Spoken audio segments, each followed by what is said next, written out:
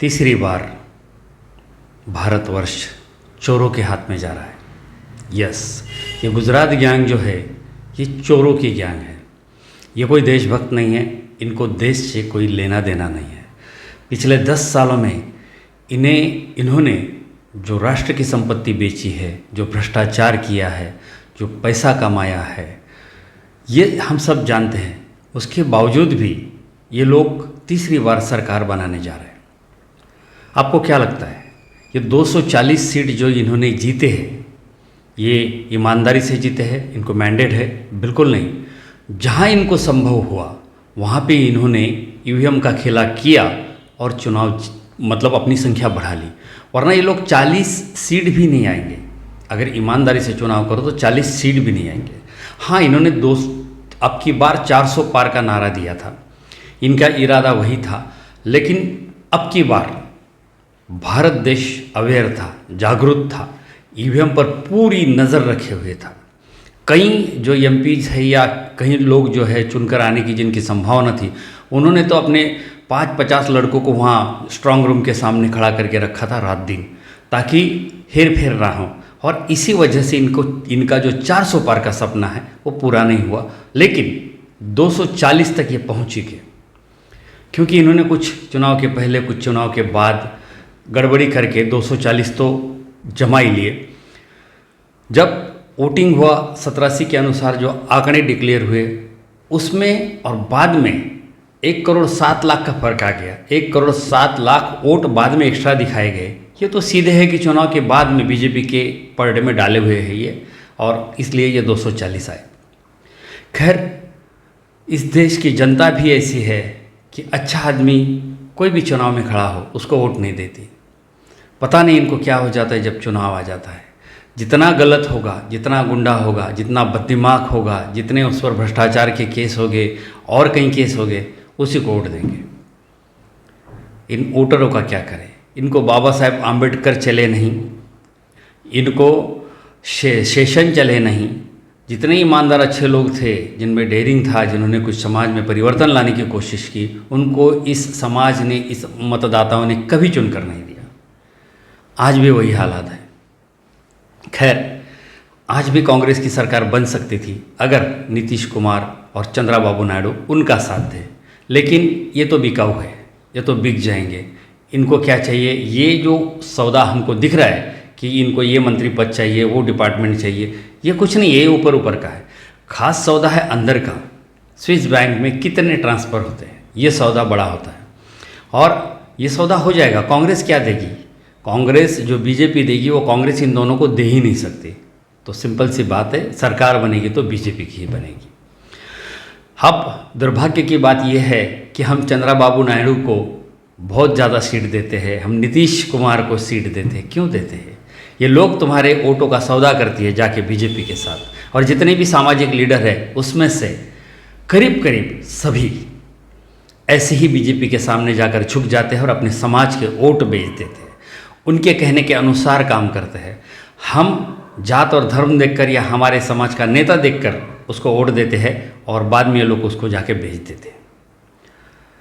अभी यही हुआ है। आप चाहे अभी उनके तस्वीरों को जूते मारो या कुछ भी करो, कोई फ़ायदा नहीं है। ये लोग बिक जाएंगे और सरकार बीजेपी की बन जाएंगी। हमारे महाराष्ट्र में भी ऐसे कई जातिवादी नेता है, जातिवादी संगठन है, जातिवादी पार्टियां हैं जो ऐसे ही बिक जाते हैं। बीजेपी के कहने पर अपने सारे कैंडिडेट खड़े करते हैं और सारे गिर जाते हैं, खाली वोट खाते हैं। जो कांग्रेस के वोट होते हैं उसको डिस्टर्ब कर जाते हैं, फिर भी समाज इनके पीछे जाता है। हम जाति के आगे क्यों नहीं निकल रहे? हम सारे लोग जात और धर्म के अलावा एक साथ क्यों नहीं आते? एज ए इंडियन, भारतीय कहकर हम अपने आप को भारतीय बोलकर क्यों संबोधित नहीं करते? मैं इस जाति का हूँ, मैं उस जाति का हूँ। कब तक चलेगा ये? और कब तक यूं ही ऐसे डिवाइड होकर हम लोग रहेंगे? और जब तक हम लोग ऐसे डिवाइड होकर रहेंगे अपने जाति और धर्मवादी नेता के पीछे, तब तक इस भारत में बदलाव नहीं आएगा। क्या ठीक है हमारे देश में? आज अभी जो नीट का घोटाला है, ऐसे तो कई घोटाले हैं, और एक भी ऐसी बात नहीं। जब हम किसी को भी सरकार में भेजते हैं, यहाँ सरकारें ही जो बनती है वो भ्रष्टाचार के लिए बनती है। कोई सरकार इस देश को चलाने के लिए नहीं बनती है। आज हमारे देश के पास पैसा नहीं है और स्कूल का बजट, एजुकेशन का बजट जो है दिन ब दिन कम करते जा रहे हैं। लेकिन हमारे पूरे देश में जो अच्छे अच्छे रोड है, रास्ते, उसको खोदा जा रहा है, नए रास्ते बनाए जा रहे हैं। क्यों? क्योंकि एजुकेशन में इनको कमीशन नहीं मिलेगा, रोड बनाएंगे तो कमीशन मिलेगा, इसलिए रोड पर खर्चा हो रहा है। 250 करोड़ 1 किलोमीटर का, कितना बड़ा आंकड़ा है और कितना छोटा डिस्टेंस। लेकिन यूं ही चलता रहेगा जब तक वोटर जो है बदलेगा नहीं, वोटर अच्छे आदमी को वोट देगा नहीं, यूं ही चलता रहेगा। और इसके भी अलावा अच्छे लोग कहाँ राजनीति में आने की कोशिश करते हैं, सत्ता में आने की कोशिश करते हैं, वो भी तो नहीं करते। हमको क्या चाहिए? वोट देते हैं तो हम गलत आदमी को वोट देते हैं, हम राजनीति में आते भी नहीं हैं, और उसके बाद हमको अच्छी सरकार चाहिए, हमको देश में परिवर्तन चाहिए, हमको विकास चाहिए। कहाँ से होगा? साथियों, फिर से एक बार तैयार रहिए, और 5 साल ये मोदी देश का बेड़ा गर्क करेगा, बेचेगा, कमाएगा, देश को बेहाल करेगा। ये सभी हमारे अड़ोस पड़ोस के देश है, जैसे रशिया है, जैसे चाइना है, जैसे अमेरिका है, यहाँ तक कि पाकिस्तान और बांग्लादेश से भी मिला हुआ है, नेपाल से भी मिला हुआ है। हमारा देश अभी जो है और पिछले 10 सालों से देशद्रोहियों के हाथ में है, और हमारा विपक्ष कुछ नहीं कर पा रहा है, कुछ नहीं कर पा रहा है, अब भी नहीं कर पाएगा। ये विपक्ष जो है, इसमें बहुत ताकत है, इसके साथ पूरा देश है, लेकिन नेतृत्व वो ठीक नहीं है। राहुल गांधी में आज लोगों का प्यार पाने की ज़रूर हिम्मत है, लेकिन मोदी को रोकने की हिम्मत नहीं है, मोदी के भ्रष्टाचार को रोकने की हिम्मत नहीं है, ईवीएम को रोकने की हिम्मत नहीं है। क्या करेंगे? लेकिन आप किसी अच्छे नेतृत्व को आगे आने नहीं दोगे।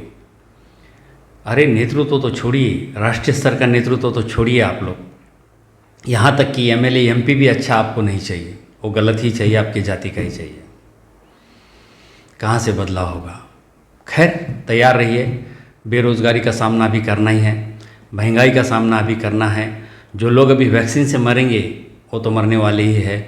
हमारा देश जो पड़ोसी देशों के हाथ में पूरा जा रहा है, वो पड़ोसी हमारे देश की सीमा के अंदर घुसे जा रहे हैं। हमारे सारे मुख्य कॉन्ट्रैक्ट जो है, सारी व्यावसायिक कंपनियां जो है, वो सारी विदेशी और बढ़ते जाएगी।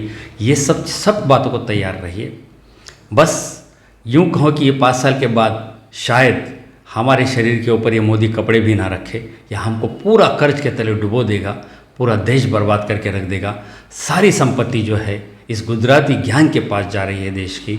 सारे जो महत्वपूर्ण कंपनियां हैं, महत्वपूर्ण जैसे कोई एयरपोर्ट हो या जो कंपनियां हैं, राष्ट्रीय कंपनियां, वो सारी गुजराती गैंग के पास जा रही है, और हम सिर्फ देख रहे, कुछ कर नहीं पा रहे।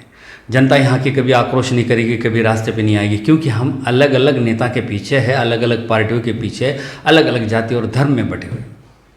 तो क्या उखाड़ लेंगे हम मोदी का? कुछ भी नहीं, कुछ हो ही नहीं सकता। अरे अंग्रेज जो इतने थे, 100-150 तो थे, 2 गुजरातियों ने हमको नंगा करके रख दिया, पूरे देश पे कब्जा करके रख दिया, हम उनका कुछ उखाड़ नहीं पा रहे। कैसी षंडता है ये! सोचने की बात है कि हम लोगों ने सारी सीमाएं लांघ दी है, हम कुछ नहीं करते। बस मैं, मेरा परिवार, मेरी जाति, मेरा धर्म, इसके अलावा हम कुछ नहीं सोचते। और ऐसी सोच जिस देश में है, ऐसे लोग जिस देश में हैं, उस देश का बेड़ा गर्क होना तय है।